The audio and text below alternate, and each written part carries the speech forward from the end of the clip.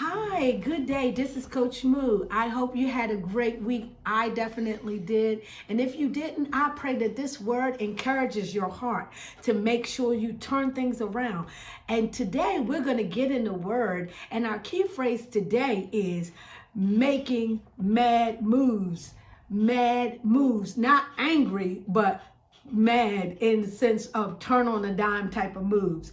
Title, making mad moves and finding out grooves. A groove is something that you do well.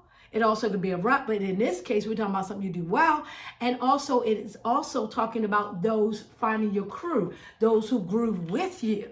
Okay, so our mantra, I will turn on a dime when it's time.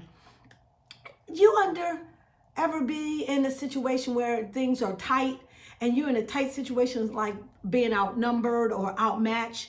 Adroit maneuvering is a great way to outwit your opponent.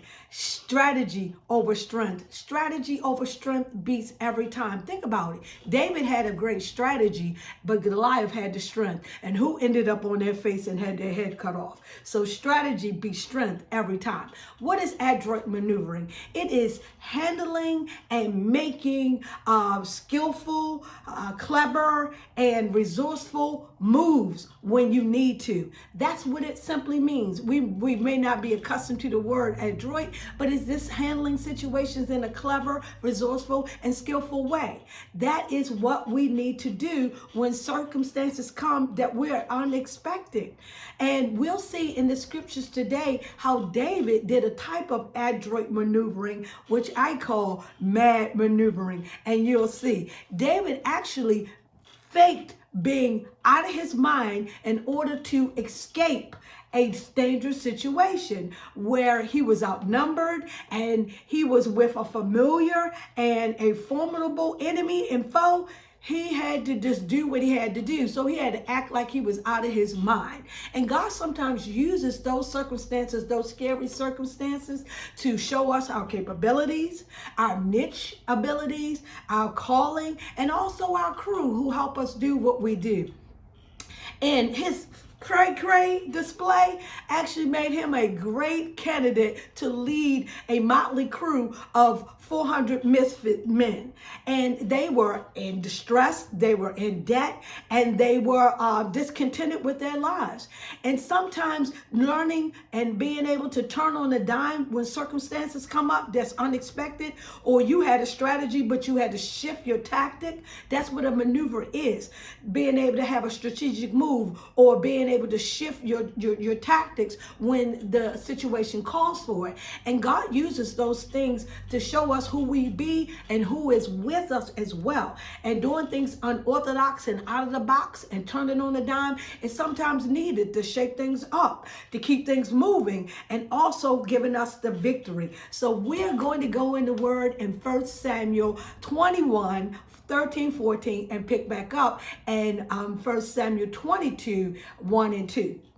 And it says David actually was in a situation. It said that he changed his behavior. Here it means he altered or disguised his behavior. Behavior here means his intellect, his approach, his tactic. He changed his perception, and he acted like he was out of his mind and he didn't have any sense. And he feigned or he faked himself before them. In other words, feign means be fake or fictitious. He acted like he was out of his mind. He spit down his beard. He scratched the doors, and he acted like he was unsound and out of his mind in order to escape a dangerous situation. And I'm not saying that you might not go through that, but sometimes things that we have to think out of the box and do unorthodox things that we didn't intend to do. Sometimes the situation calls for us to turn on a dime and do what we have to do so we can live to fight another day. See, David's reputation preceded him.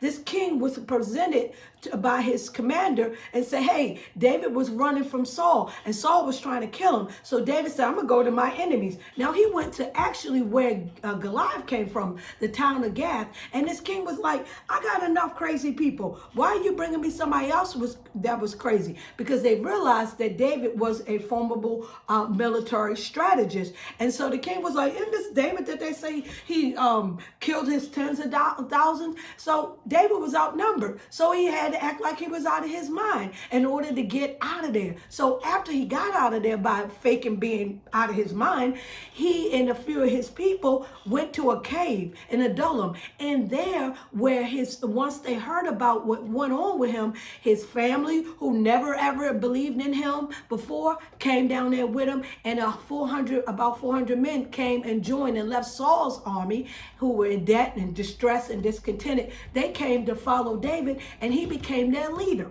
So I believe the takeaway is being able to understand, know when to turn on the dime when it's time, so you can live to fight another day, and understand that sometimes situations that are scary, that aren't expected, God uses us as a setup to be our come up. This is Coach Moo. I'm out.